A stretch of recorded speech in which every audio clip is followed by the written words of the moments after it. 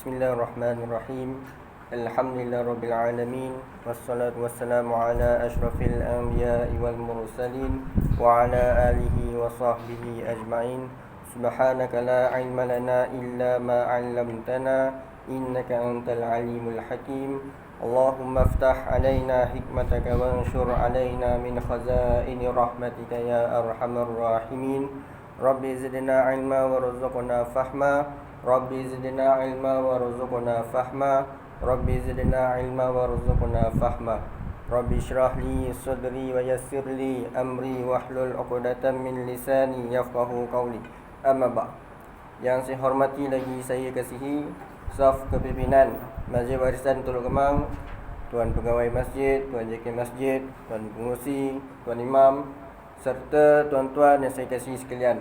Alhamdulillah, pertama-tamanya sekali marilah kita merafakkan kesyukuran kepada Ilahi kerana dengan limpah kurnianya dapat kita meneruskan pengajian kitab kita. Kita duduk di dalam majlis ilmu ini setelah kita solat berjemaah maghrib secara berjemaah. Jadi alhamdulillah, setelah sebulan kita tidak berjumpa dan tidak lewat saya mengucapkan selamat tahun baru kepada semua jemaah. Tak lewat lagi kan, 4 hari bulan. Dan moga-moga Allah Subhanahu Wa Taala merahmati dan memberkati hidup kita ini, insya-Allah. Jadi tuan-tuan, kita malam ini insya-Allah kita akan meneruskan pengajian kitab kita, iaitu kitab Al-Fiqh Al-Manhaji ala Madhab Asy-Syafi'i, dan kita telah pun belajar berkenaan dengan bab istinja. Jadi sebenarnya seperti mana yang telah kita belajar, istinja ini adalah perkara ataupun benda yang boleh menghilangkan najis dan ataupun mengurangkannya daripada tempat keluar air kecil ataupun air besar. Itu adalah ta'rif istinja. Jadi istinja ni menggunakan apa? Ada 3 peringkat. Paling afdal sekali adalah dengan menggunakan batu, dan lepas menggunakan batu guna air terus. Itu benda yang paling afdal sekali lah. Kalau tak nak kedua-dua tu, kita gunakan air. Air ni syarat dia mestilah hilang najis tu. Tu dia syarat dia. Tetapi kalau peringkat yang ketiga ni adalah dengan menggunakan batu ataupun benda-benda yang kesat ni, dia terdapat beberapa syarat. Ada beberapa syarat. Contohnya syarat dia mestilah benda tu padat, dia macam pepejal, macam tisu. Tisu ni kita boleh rasa dia bukannya gas, dia bukannya air. Jadi dia adalah pepejal. Dan benda tu mestilah kesat. Tisu tu mesti kesat ataupun batu tu kesat. Kalau buluh tak boleh. Kalau macam apa lagi yang benda yang licin tak boleh. Itu adalah yang syarat-syarat dia. Kalau syarat dia lagi, dia mestilah benda tu bukan daripada hasil kotoran. Maknanya bukannya najis dan sebagainya lah. Jadi kita telah pun belajar, dan kita belajar juga cara nak sapu.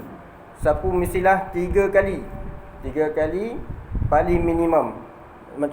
Jadi kalau sekali pun dah bersih, contohnya tidak memadai, masih lagi terdapat najis, dia mestilah hilang selepas 3 kali sapuan. Contoh kalau 3 kali sapuan juga tidak hilang, hendaklah tambah lagi. Tambah dengan 4 kali sapuan. Tetapi digalakkan, disunatkan untuk diganjilkan bilangan tersebut. Contoh kalau 4 dah bersih, hendaklah diganjilkan kepada 5. Contoh. Kalau 6 dah bersih, 7 baru tambah lagi. Itu disunatkan. Contohnya yang keempat, tengok tisu ni dah hilang najis, dah tak ada kuning-kuning lagi dah. Dia mestilah genapkan, ganjilkan yang kelima itu. Itu cara nak sapuan. Jadi kita telah pun belajar. Jadi insya-Allah pada malam ini tuan-tuan, kita akan belajar pula berkenaan dengan benda-benda yang tidak boleh digunakan untuk beristinja ni. Tak semua benda yang boleh digunakan untuk beristinja ni. Tidak sah istinja dengan benda-benda najis atau yang terkena najis. Maknanya kalau benda najis, contohnya tisu, bersih tak? Tisu bersih. Tetapi kalau tisu itu terkena kencing, lepas tu dia macam kering, boleh lagi tak digunakan? Tisu tu dah kena kencing tapi dia kering, boleh lagi tak guna? Tak boleh. Tak boleh. dia terkena najis. Benda tu benda najis ataupun yang terkena najis. Dia asalnya suci, tapi dia campur dengan benda najis, ia telah pun jadi najis, tak boleh digunakan untuk beristinja. Kerana guna benda lain yang suci. Kerana kemungkinan boleh menambahkan kesan najisnya lagi yang sepatutnya dikurangkan. Tujuan istinja ini adalah untuk mengurangkan ataupun menghilangkan najis. Tapi bila bila digunakan daripada benda yang najis, tambahlah najis itu, betul tak? Sebab tu tidak boleh istinja dengan perkara ataupun benda yang asalnya najis, ataupun benda tu asalnya suci tapi dia terkena najis, ataupun dalam bahasa Arab dia gelar mutan najis. Mutan najis. Hal ini berdasarkan hadis daripada Abdullah bin Mas'ud radhiyallahu anhuma, katanya, atan Nabi sallallahu alaihi wasallam al-ghaid fa amarani an atiyahu bi thalathati ahjar fa wajadtu hajarain wal tamastu ath-thalith falam ajidhu fa akhadtu rawsatan fa ataituhu biha fa akhadha al-hajarain wa alqa rawsa wa qala hadha riksun. Maksudnya, Nabi Muhammad sallallahu alaihi wasallam dia pergi ke lurah untuk buang air. Contohnya dekat padang pasir tu, dekat lurah ni adalah di sebalik padang pasir yang tinggi tu. Dia pergi menurunlah kat lurah tu. Baginda menyuruh aku membawa 3 biji batu kepadanya. Maknanya Nabi Muhammad SAW suruh Abdullah bin Mas'ud ini untuk membawa kepadanya 3 batu. Aku hanya memperolehi 2 biji batu sahaja. Padang pasir mana banyaklah batu kan. Ada 2 pun dah kira syukur lah. Dan mencari yang ketiga, tetapi tidak memperolehinya. Maknanya tak jumpa yang ketiga ni. Kemudian aku mengambil tahi binatang yang keras dan membawanya kepada baginda. Dia cari-cari yang ketiga tak jumpa. Yang ada tahi unta yang dah kering, contoh. Jadi lalu baginda mengambil 2 biji batu tersebut, tetapi membuang tahi binatang itu seraya bersabda, ini adalah najis. Dalil ini menunjukkan bahawa apa-apa benda yang najis, contohnya macam saya cakap tadi, tisu yang terkena kencing ataupun tahi binatang sebagainya, tidak boleh digunakan untuk beristinja. Jadi, dan juga haram beristinja dengan makanan manusia. Makanan manusia pun tak boleh digunakan untuk beristinja. Seperti roti, roti gardenia ataupun roti canai, kita buat istinja, tak boleh lah kan. Ataupun apa lagi makanan manusia, makanan apa-apa makanan manusia, wiper ke apa ke, tak boleh digunakan untuk istinja, hukumnya haram. Dan lain-lain. Ataupun dengan makanan jin. Makanan jin seperti tulang. Makanan jin tulang tu tak boleh digunakan untuk beristinja. Walaupun terdapat kat situ je ada kat tempat kita tu tulang je yang ada, tak boleh. Kerana apa? Tulang ini adalah makanan jin. Makanan saudara kita. Jin ni saudara kita. Jadi hal ini berdasarkan hadis daripada Ibnu Mas'ud radhiyallahu anhu, Rasulullah sallallahu alaihi wasallam bersabda, atani da'il jinn fadhhabtu ma'ahu faqara'tu 'alaihimul Qur'an qala fantalaqa bina fa'arana atharahum wa athara niranihim wa sa'aluhu zad faqala lakum kullu 'azmin dzukira smullahi 'alaihi yaqa'u fi aydikum aw farama yakunu lahman wa kullu ba'aratin 'alafun lidawabbikum. Faqala Rasulullah sallallahu alaihi wasallam fala tastanju bihima fa innahuma ta'amu ikhwanikum.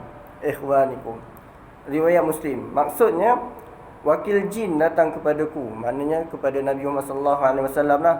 Lalu aku pergi bersama-samanya dan aku membacakan Al-Quran kepada mereka. Jadi Nabi Muhammad sallallahu alaihi wasallam ini diutuskan bukan hanya kepada manusia sahaja, tapi diutuskan kepada jin juga. Wa ma khalaqul jinna wal insi illa liya'budun. Maknanya jin pun kena beribadah juga. Jin pun kena diserukan dakwahnya. Jadi pada zaman Nabi Muhammad sallallahu alaihi wasallam ini dia telah diperintahkan ataupun diperintahkan oleh Allah SWT untuk menyampaikan dakwah bukan sahaja kepada manusia tetapi juga kepada jin. Jadi Nabi membaca Al-Quran kepada jin ni supaya apa? Supaya masuk Islam. Sebab tu kita dengar ada jin Islam. Jin Islam. Sebab apa dia masuk Islam lah? Takkan jin Islam dia tak masuk Islam. Kadang-kadang kalau kita tengok orang yang kena ngasuk tu, yang kena ngasuk tengok jin Islam. Orang tu yang apa? Ustaz dia baca ayat kursi contoh. Dia baca ayat kursi, ada part yang salah. Lepas tu jin tu cakap, "Ini salah ni. Jin tu lah yang betulkan dia." Jin tu lah yang betulkan dia. Tak boleh lah. Jadi kita tengok jin pun Islam. Jin sebenarnya lagi pakar daripada kita. Sebab dia hidup 1000 tahun. Dia hidup lama. Macam kita ni 60-70 tahun dah kiok. Tapi dia 1000 tahun. Maknanya dia banyak ilmu. Jadi sebenarnya lagi pandai daripada kita sebenarnya. Jadi Rasulullah SAW bercerita lagi, dia berjalan bersama kami, lantas menunjukkan bekas dan kesan api mereka. Dan mereka itu pun meminta bekalan. Jadi jin tu meminta kepada Rasulullah bekalan makanan dia lah. Lalu baginda menjawab, "Bagi kamu semua tulang binatang yang disembelih dengan nama Allah Subhanahu Wa Taala." Maknanya apa-apa yang ada tulang yang disembelih ataupun yang disembelih atas nama Allah Subhanahu Wa Taala, tulang tu bagi kat jin. Ni untuk jin Islam lah. Kalau jin kafir tak kisah ada sembelih ke bangkai ke, dia makan je. Macam orang kafir lah. Orang kafir minum arak selamba dia je. Asal kita orang Islam tak boleh minum arak contoh. Macam tu lah jin Islam dengan jin kafir ni. Jin Islam ni hanya makan tulang yang disembelih yang disebut nama Allah Subhanahu Taala. Tapi kalau jin kafir ni dia makan apa saja. Yang di hadapan kamu dan dagingnya lebih banyak. Demikian juga tahi binatang sebagai makanan binatang-binatang kamu. Rasulullah SAW bersabda kepada kami, "Janganlah kamu beristinja dengan kedua-duanya." Maknanya tak boleh guna istinja dengan tulang dan juga dengan tahi binatang, kerana ia adalah makanan saudara-saudara kamu, ikhwanikum. Maknanya nak menunjukkan apa? Jin ni juga saudara kita. Riwayat Muslim. Seterusnya dalam riwayat yang lain, Rasulullah SAW bersabda, "La tastanju birrawsi wala bil'idhami fa innahu zadu ikhwanikum minal jin." Maksudnya, janganlah beristinja dengan tahi dan tulang binatang. Sesungguhnya tulang adalah bekalan saudara-saudara kamu daripada golongan jin. Jadi kedua-dua ni adalah yang larangan untuk kita gunakan untuk beristinja. Contohnya kalau kita masuk hutan, kita duduk semak, contohnya kita tengok ada tulang apa? Tulang lembu contohnya. Tak boleh untuk gunakan untuk beristinja. Kerana apa? Kerana ada terdapatnya dalil. Ulama ni kalau nak buat sesuatu dalil, nak menentukan satu hukum, dia tak boleh menentukan satu hukum dengan membabi tuli. Dia kena tengok ada dalil ke tidak. Jadi kalau kita tengok kat sini ada 3 dalil yang mengatakan bahawa dilarang untuk beristinja dengan tahi binatang dan juga tulang binatang. Kerana apa? Kerana ia adalah makanan jin. Dan juga dikiaskan makanan jin kepada makanan manusia. Kerana apa? Kerana makanan manusia ini adalah lebih utama, diharamkan beristinja dengannya. Kalau makanan jin pun diharamkan, apatah lagi makanan manusia. Kerana apa? Kerana manusia ini adalah mulia di sisi Allah Subhanahu Wa Taala. Haram beristinja dengan sesuatu yang dihormati. Ini lain pula. Tak boleh beristinja dengan sesuatu yang dihormati. Contohnya anggota binatang seperti tangan dan kaki yang belum terpisah daripada badannya. Contohnya kita tengah istinja, kita kena kodok ajat. Tiba-tiba kucing lintas kat kita, contoh. Dia masuk dalam tandas. Jadi kita tak ada air, tengok tangan kucing tu dia. Jadi kita guna tangan tu untuk istinja. Tak boleh. Tak boleh guna tangan kucing yang masih ada lagi, yang bersambung lagi kat tangan tu. Masih lagi tak boleh digunakan untuk beristinja. Begitu juga anggota manusia, lebih utama diharamkan kerana perbuatan tersebut bertentangan dengan kemuliaannya. Adalah suruh orang cebok, berak kita tak boleh. Melainkan kalau disebabkan uzur. Contohnya anak basuh berak bapak yang terlantar, itu bolehlah. Ini saja-saja ni sini tolong cebok, tak boleh. Tak boleh lah. itu dia adalah diharamkan. Kalau binatang tak boleh, manusia pun tak boleh. Tetapi harus digunakan untuk beristinja bahagian anggota binatang yang terpisah daripada badannya. Maknanya yang kita dah belajar, kalau dah terpisah daripada badan itu, dia adalah najis. Tetapi yang tak najis ni, contoh kalau kita dah sembelih, yang tak najis ni seperti bulu binatang. Bulu binatang yang dagingnya halal dimakan dan kulit bangkai yang telah disamak. Itu adalah dibolehkan. Harus gunakan istinja dengan bulu binatang yang disembelih. Kalau tak disembelih, bulu binatang ni adalah najis walaupun disamak. Sebab samak adalah untuk menyucikan kulit sahaja. Tadi kalau bulu daripada hasil daripada binatang yang disembelih, dia adalah dibolehkan. Faham tak? Faham? Jadi tulang tak boleh. Bulu binatang boleh, asalkan dia dah disembelih, dia jadi binatang yang disembelih. Kalau bangkai tak boleh. Ataupun kulit bangkai yang telah disamak, contoh kulit harimau, itu boleh digunakan untuk disamak, untuk beristinja. Faham tak? Ada apa-apa pertanyaan? Kalau tak ada, kita terus lagi ya. Jadi adab buang air dan beristinja. Jadi tuan-tuan, adab buang air ni terdapat ada beberapa adab lah. Jadi kita selalu miss ataupun tertinggal dengan adab ini. Dan sebenarnya adab ini senang je. Adab ini kalau kita lakukan, ganjaran pahala dia banyak. Jadi selama berapa tahun kita hidup, 50 tahun contohnya, 20 tahun, jadi kita tak manfaatkan adab ni. Macam ada beza lah. Ada beza orang yang gaji, memanglah orang tu masuk syurga. Tapi macam hidup kat dunia ni lah, hidup kat dunia ni ada sebulan gaji 1 juta. Ada orang yang gaji dia 1,000. Ada beza. Nampak tak? Walaupun dia masuk syurga, tetapi makam dia tu lain, kemewahan dia tu lain. Contohnya orang tu gaji 1 juta, hidup dia mewah. Macam tu juga ada kat syurga. Orang tu banyak pahala, Banyaklah kemewahan dia kat syurga tu. Sebab tu walaupun perkara itu kecil, tetapi dia adalah sunnah yang diamalkan oleh Rasulullah SAW. Jadi kita akan dapat pahala. Kalau kita melakukannya, banyaklah pahala kita. Walaupun orang itu masuk syurga sekalipun, tapi dia kurang pahala, gaji dia macam RM1,000 sebulan lah. Macam kurang semua kan. Tapi kalau banyak pahala, banyaklah kemewahannya di akhirat kelak, di syurga kelak. Jadi terdapatnya ada adab yang dituntut atas orang Islam melakukannya ketika buang air dan beristinja. Jadi ialah yang pertama, adab yang berkaitan dengan tempat buang air. Tempat buang air itu ada adab dia lah, iaitu hendaklah menjauhi tempat yang berikut ketika buang air kecil ataupun besar.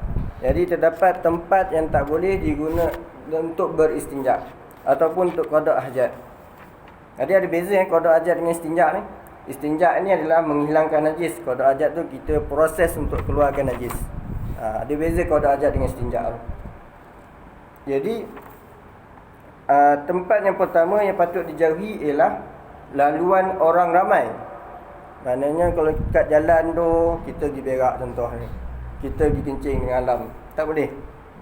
Ataupun tempat duduk yang menyebabkan mereka terganggu. Contohnya bawah pokok ataupun kerusi, kita tengah duduk-duduk, tengok ada berak, ada kencing. Tak boleh lah. Tak boleh kencing dan berak dekat situ. Walaupun pada tempat orang yang selalu berbual-bual dengan perkara yang diharuskan. Maknanya berbual-bual kosong. Berbual kosong di tempat borak situ, tak boleh juga untuk beristinja, untuk qada hajat dekat situ.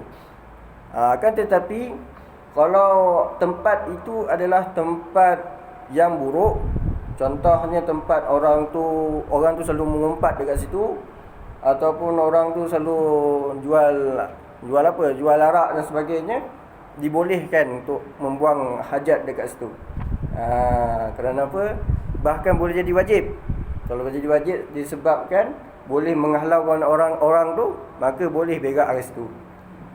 Tapi dilaranglah sepatutnya. Dibolehkan sebenarnya. Tapi nampak tak elok lah kan. Misalnya ada kat kampung saya dulu kawan dah. Ada roblok. Tapi selalu dia robokan tu, saya punya kawan tu letak kain dekat situ dia tak ada. Dekat tempat tu. Tempat Roblox tu. Tempat Roblox. Tempat roblok tu lah. Itu dia dekat. Maksud dia Roblox tu tak ikut dah. Dah tak buat situ lah. Tak buat situ lah. Sebab dia sudah punya kain. Itu dah lain lah tu. Roblox tu untuk perkara kebaikan. Mana tak boleh untuk berstinjak berqada hajat dekat situ. Yang boleh qada hajat ni tempat yang buruk lah. Tempat orang yang mengumpat dan sebagainya. Itu dibolehkan. Jadi hal ini berdasarkan hadis daripada Abu Hurairah radhiyallahu anhu bahawa Nabi Muhammad sallallahu alaihi wasallam bersabda, "Ittaqul la'anaini qalu wa man la'anani qala alladhi yatakhalla fi tariqin nas aw fi dhillihim." Maksudnya, takutlah kamu kepada dua perkara yang membawa kepada laknat. Laknat Allah dan laknat manusia. Para sahabat bertanya, apakah dua perkara tersebut? Rasulullah SAW bersabda, menjawab, orang yang buang air di tempat laluan orang ramai atau tempat mereka berteduh. Jadi dia dapat laknat. Contohnya dia dapat laknat manusia lah. Orang tengah jalan kaki, dia pergi kencing kat situ. Orang mencarut tak? Orang celaka betul orang ni, contoh. Marahlah orang, dia dapat laknat manusia, bahkan dia dapat laknat Allah SWT. Itu pertama, laluan orang ramai tak boleh. Ataupun tempat duduk berteduh dan sebagainya tidak boleh juga. Yang kedua adalah di lubang tanah, tembok atau seumpamanya. Ini kerana ianya akan menyebabkan gangguan yang dikhawatiri terdapat binatang berbisa. Contoh kalau kita tengah sedap qada hajat dan sebagainya, tiba-tiba kalau jengking ngap, tak boleh lah. Sebab tu dielakkan. Tidak boleh untuk membuang di lubang tanah. Berbisa seperti kalau jengking atau ular di dalam lubang tersebut yang akan keluar dan mencederakannya. Jadi tempat ni tak boleh.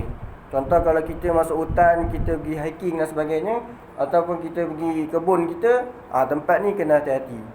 Contoh nak balik rumah jauh, pergi kebun sebagainya kan, pergi kebun nak pergi berak ni, tiba sakit perut, nampaklah lubang macam busuk ada lubang, elok kita qada hajat kat situ. Tak boleh, kena hati-hati. Begitu juga binatang yang lemah yang boleh terganggu dengan perbuatan mereka.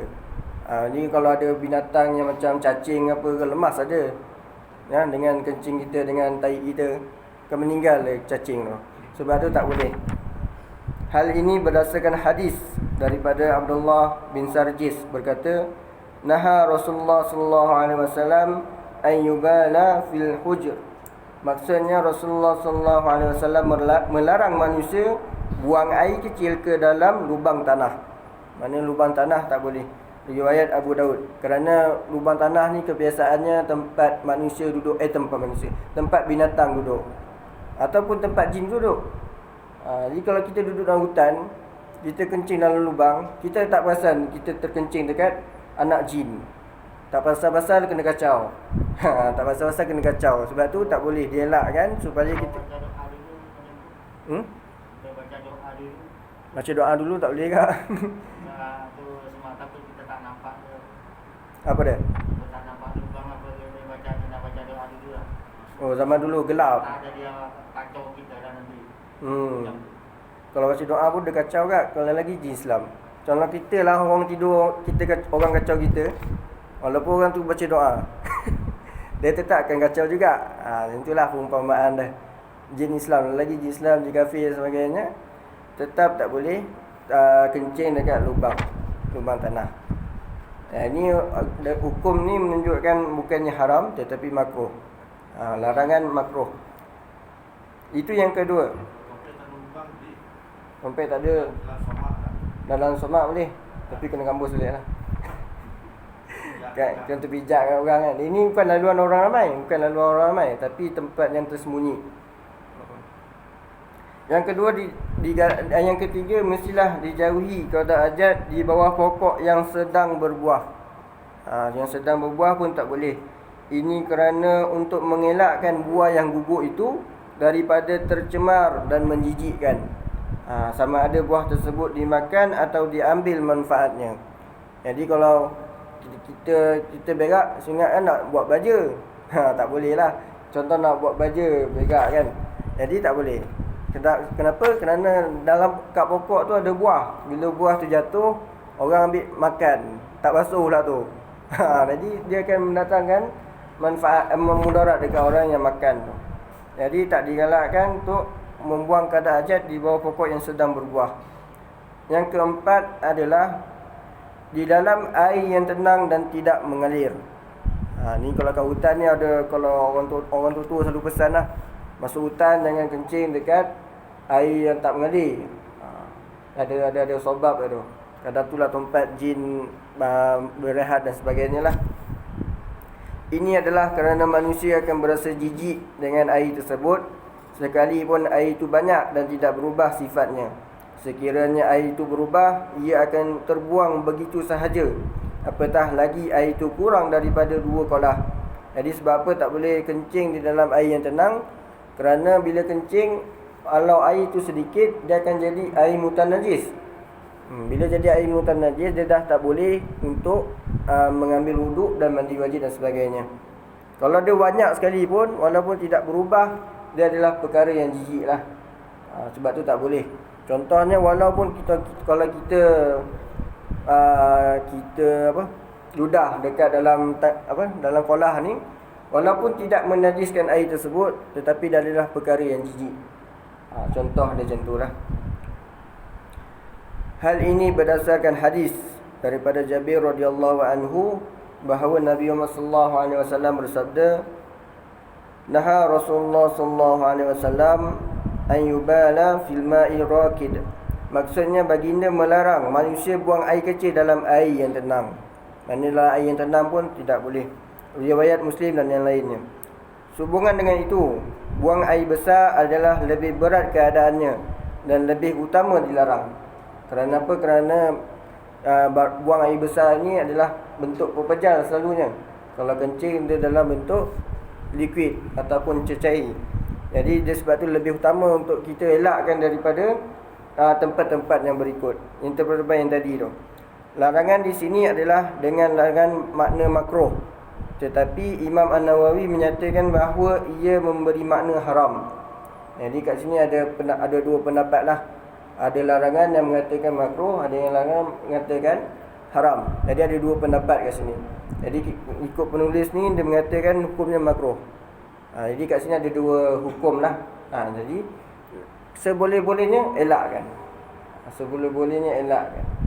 Contohnya kalau kita pergi hutan dan sebagainya, kita pergi kebun. Kat sini ada kebun kan, ada kebun. Kena berhati-hati kalau kita nak buang adas kecil dan adas besar. Contohnya kita mandi laut. Kita mandi laut, kita mandi kolam, kita kencing. Nampak macam tak ni kan, tapi sebenarnya tak boleh. Sebab air kolam tu dia bertakung. Jadi walaupun dia besar, dia adalah perkara yang menjijikkan. Tak boleh. Itu adabnya lah. Faham? Itu adalah adab yang pertama. Adab yang kedua adalah yang berkaitan dengan cara masuk dan keluar dari tempat buang air. Daripada tempat cara masuk dan keluar air pun, keluar dari tempat tandas pun mestilah ada adab dia. Adab dia ialah sunat melangkah dengan kaki kiri ketika masuk. Ini adab yang selalu kita lepas, yang kita selalu tinggalkan. Kadang-kadang kalau dah tak sompek tu, melantam, menghantam kanan ke kiri ke. Sedangkan kalau kita masuk kiri saja, kita dah dapat pahala sunat. Pahala sunat. Dan dengan kaki kanan ketika keluar. Masuk dengan kaki kiri, keluar dengan kaki kanan. Kerana ini lebih sesuai untuk tempat-tempat kotor dan najis. Contoh kalau kita masuk tempat yang kotor, tandas, tempat yang kotor, kita hendaklah masuk dengan kaki kiri, keluar dengan kaki kanan. Tapi kalau kita masuk tempat yang baik, kita melangkah dengan kaki kanan dulu. Kerana apa? Allah SWT, Islam telah memuliakan belah kanan ni. Sebab apa? Oleh sebab itu, kalau kita langkah dengan perkara baik dengan kaki kanan dulu, kaki kanan ni ini akan mendapat lebih pahala daripada kaki kiri ni. Sebab tu dia paling awal untuk masuk kebaikan, lebih banyak pahala dia. Jadi bila dia keluar, contoh dia keluar daripada tempat kebaikan, contoh tempat masjid, dia keluar dengan kaki kiri, maknanya kaki kanan dia tu adalah kaki yang terakhir untuk keluar daripada tempat baik tu. Maknanya kaki kanan ni akan dapat pahala lebih daripada kaki kiri. Faham? Macam rumah. Macam tu. Sebab apa? Sebab tempat kebaikan. Kita masuk dengan kaki kanan tu akan mendapat pahala lebih. Kalau kita keluar dengan kaki kiri dulu baru kanan, kaki kanan tu akan dapat pahala lebih. Sebab apa? Sebab banyak fadilat dia. Nabi Muhammad SAW juga apabila nak membuat satu perkara, mesti dahulu dengan kanan. Contoh nak pakai baju kanan, nak sikat kanan dulu, belah kanan dulu baru belah kiri. Pakai selipar kanan dulu. Banyak lagi perkara-perkara yang Nabi Muhammad SAW membuat dengan perkara kanan dulu. Kerana hikmahnya adalah untuk kaki kanan ni melangkah dapat pahala lebih daripada kaki kiri. Jangan membawa tulisan yang tera-tera nama Allah SWT dan nama-namanya yang lain. Ar-Rahman, Ar-Rahim, Al-Malik. Tu tak boleh. Kalau ada nama tu dekat pakaian kita, maknanya kita kena tanggalkan dulu. Contohnya pada zaman Nabi Muhammad SAW, dia ada cincin. Cincin ini ada tulis Allah, Muhammadur Rasulullah. Mana ada kalimah Allah. Jadi bila Nabi Muhammad SAW nak qada hajat, dia tanggalkan dulu cincin dia. Dia tanggalkan dulu cincin dia. Barulah dia masuk tempat untuk buang air besar. Faham tak? Jadi kalau kita ada pakaian kita ataupun topi ada nama Allah tak boleh masuk. Tak boleh masuk ke dalam tempat nak buang air besar. Begitu juga sunat membaca zikir-zikir dan doa-doa yang telah sabit daripada Rasulullah SAW sebelum masuk dan selepas keluar dari tandas. Jadi ada Nabi Muhammad SAW ada ajar, Nabi ada ajar doa untuk masuk ke dalam tandas ni. Doa dia adalah Bismillah, Allahumma inni a'udzubika minal khubuthi wal khaba'ith. Maksudnya dengan nama Allah, ya Allah, aku berlindung denganmu daripada gangguan syaitan jantan-jantan dan betina. Jadi sebelum kita masuk tandas, kita kena baca dulu doa ni. Walaupun tak sompek, walaupun dah nak keluar dah benda tu, tapi kita kena baca juga doa ni. Kerana apa? Kerana kita memohon kepada Allah SWT untuk berlindung daripada syaitan ni. Bila kita dalam tandas, adakah kita tutup aurat? Mustahil kalau kita berak kita tutup aurat. Mesti kita buka aurat. Jadi bila buka aurat tu mestilah dilihat oleh syaitan ni. Mesti dilihat oleh syaitan ni. Sebab tu Nabi mengajar agar syaitan ni tak dapat. Dia dihijab untuk tengok kita tengah buang. Sebab tu digalakkan untuk membaca Bismillah, Allahumma inni a'udzubika minal khubuthi wal khaba'ith. Ni hadis ni riwayat Al-Bukhari dan Muslim. Dan doa selepas keluar daripada tandas. Doa selepas keluar daripada tandas pun ada juga.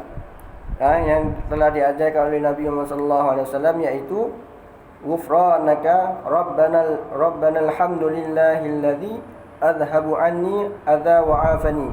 Alhamdulillahilladzi adzaqani ladzatahu wa abqa fi quwwatahu wa dafa'i anna adahu. Maksudnya kami mengharap keampunanmu.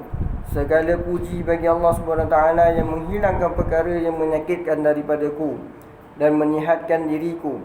Segala puji bagi Allah SWT yang telah merasakan kelazatannya dan mengekalkan kekuatannya kepadaku serta menolak gangguannya daripadaku. Ini hadis ni diriwayatkan oleh Abu Daud, At-Tirmizi, Ibnu Majah dan Al-Tabarani. Jadi Nabi Muhammad SAW ada ajar hadis, ada ajar doa untuk kita masuk tandas dan untuk kita keluar tandas. Jadi keluar tandas ni kalau ikutkan ni panjang. Jadi banyak kita ni tak hafal. Jadi kita baca sampai wa'afani saja. Ghufranaka Rabbana alhamdulillahilladzi adhabu annil adha wa'afani. Sampai situ pun dah memadai lah. Kerana apa? mengucapkan kesyukuran kepada Allah SWT kerana telah menghilangkan kesakitan di dalam perut kita ni. Maknanya kalau kita dah kodok hajat tu, kita dah rasa lega. Sebelum ni kita memulas-mulas perut. Jadi bila dah sihat, kita kena mengucapkan syukur kepada Allah SWT. Sebab itu Nabi Muhammad SAW mengajar kepada kita berkenaan dengan adab membaca doa. Walaupun dia tidaklah wajib, tetapi dia adalah adab. Bila mana kita buat adab ini, kita dapat pahala. Kerana apa? Kerana kita mengikut Nabi. Mengikut Nabi, satu, dia adalah sunnah Nabi Muhammad SAW, dan juga dia adalah perkara yang baik. Benda yang baik ni seboleh-bolehnya kita ikut.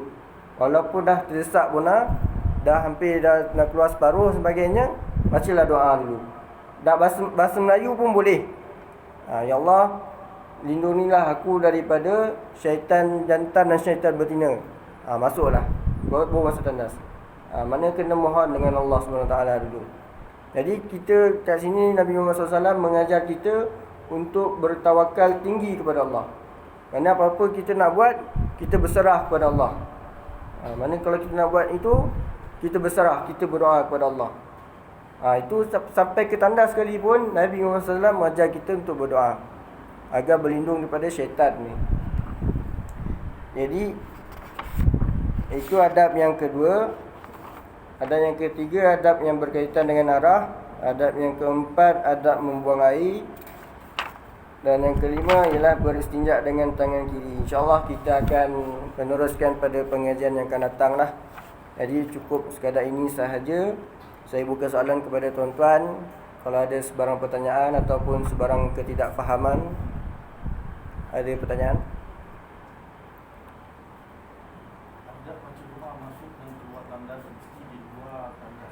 Mesti di luar tandas. Tak boleh. Tak boleh sebut nama Allah dalam tandas. Nanti boleh. Tapi elok time sebelum nak masuk tu kita baca dulu. Kalau kita tengah berak Islam, kalau ni besar, tiba-tiba azan, kita boleh jawab azan dalam hati ke bagaimana? Tak boleh. Ada satu hadis tu, ada seorang Nabi tengah qada hajat, ada seseorang lalu dia bagi salam kepada Nabi Muhammad SAW. Jadi lepas tu Nabi diam. Nabi diam tu tanda dia apa? Tanda dia tak boleh jawab salam ketika tengah qada hajat ataupun dalam tandas. Begitu juga time azan. Tak boleh. Dia dalam hati kot dia jawab. Dalam hati tu boleh lah. Jangan lafaz. Itu je lah. Ada pertanyaan ni? Tak ada lah, rasanya semua dah okey Jadi kalau kita tengok kat sini tuan-tuan, istinja dengan batu ni dia ada 10 syarat. 10 syarat, tetapi dia ada 3 pecahan, tapi 3 pecahan tu dia terbagi kepada 10 syarat. Jadi istinja ini, yang pertama dia mestilah syarat dengan alat, iaitu alat yang digunakan untuk istinja ni dia ada 5 syarat dia. Iaitu yang pertama, mestilah benda itu padat, pepejal, bukannya cair ataupun gas. Itu yang pertama. Yang kedua, dia mestilah suci dan dia bukannya benda yang najis ataupun terkena najis. Yang ketiga, dia boleh mengangkat sisa kotoran. Mana benda tu kesat lah, bukannya benda itu licin dan sebagainya. Yang keempat, dia bukanlah benda yang terhormat, macam buku, macam makanan manusia dan sebagainya. Itu syarat yang keempat. Syarat yang kelima, dia mestilah kering. Kalau alat tu basah, tisu basah, wet tisu tak boleh digunakan untuk beristinja. Itu syarat untuk alat.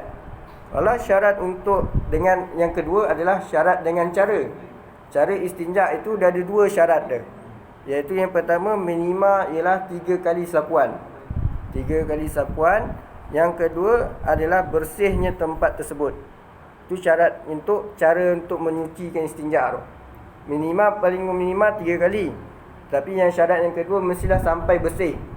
Kalau tak bersih, kena tambah lagi. Tambah lagi ke 4, ke 5, ke 6, ke 7, sampai ke 10, 11 pun boleh. Macam tak nak berak tu lihat warna kan, tak tahulah. Itu syarat dengan cara. Syarat dengan yang ketiga adalah syarat dengan tempat. Syarat dengan tempat ni ada 3 syarat. 3 syarat, iaitu tempat itu bukan maksud tempat kita berak tu, tapi tempat itu adalah hubung dengan tubuh kita. Tu tempat kita keluar, kita keluar tahi, tempat kita keluar kencing. Dah ada 3 syarat dia, iaitu tempat najis tersebut dia belum kering lagi. Maknanya kalau kita berak tu belum kering lagi, dia masih basah lagi, ataupun dia separuh kering pun dah tak boleh dah. Itu yang pertama. Yang kedua, dia mestilah belum keluar daripada tempat najis tersebut. Itu syarat yang kedua. Contohnya, tempat najis bagi lelaki yang ada zakar, tempat yang keluar daripada, contohnya ni kepala zakar dia. Kalau kencing itu lebih daripada ni sahaja, lebih daripada kepala zakar dia sahaja, tidak boleh menggunakan batu untuk beristinja dah. Mesti menggunakan air juga. Faham tak? Itu bagi lelaki. Kalau bagi perempuan, dia tidak boleh lebih daripada kemaluan dia tu, bibir dia tu. Kalau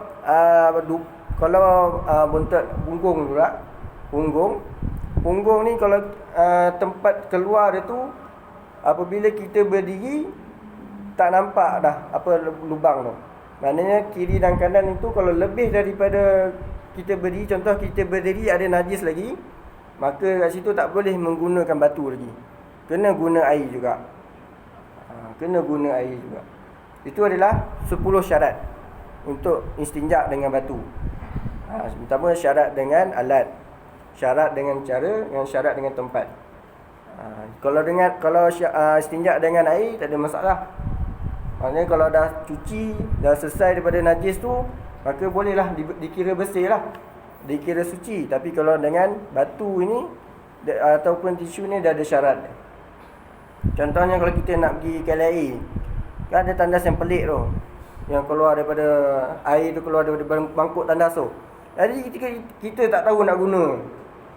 Biasa macam tu kan, kita tak tahu nak guna. Ya, kita terperanjat, tiba doh ni tak boleh lah. Jadi kita boleh guna tisu macam tu. Guna tisu. Boleh guna tisu macam tu. Walaupun ada air time tu lah. Kerana apa? Air batu ini bukanlah menggantikan air. Bukan menggantikan air macam apa? Macam tayamum. Dia bukannya macam tayamum. Tapi istinja ni lain. Batu boleh guna, air pun boleh guna. Itu sajalah. Ada pertanyaan lagi ya? Okey.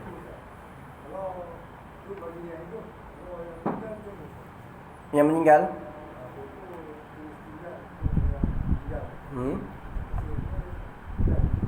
Bilang juga je lah. Okey.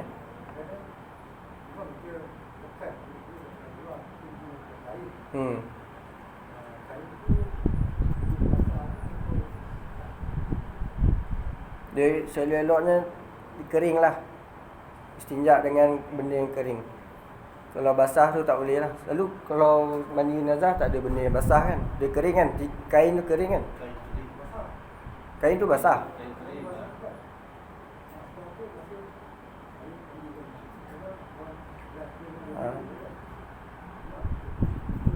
Tapi time tu ada air.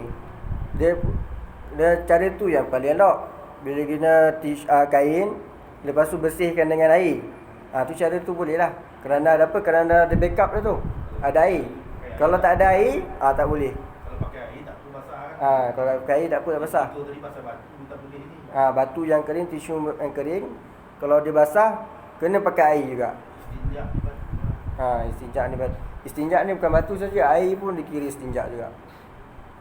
Jadi kalau mandikan jenazah tu dah ada air. Mana kalau guna tisu, kain, lepas tu dia guna air kan, jadi tak ada masalah. Sebab apa? Kalau guna batu ni mesti kering, tisu mesti kering.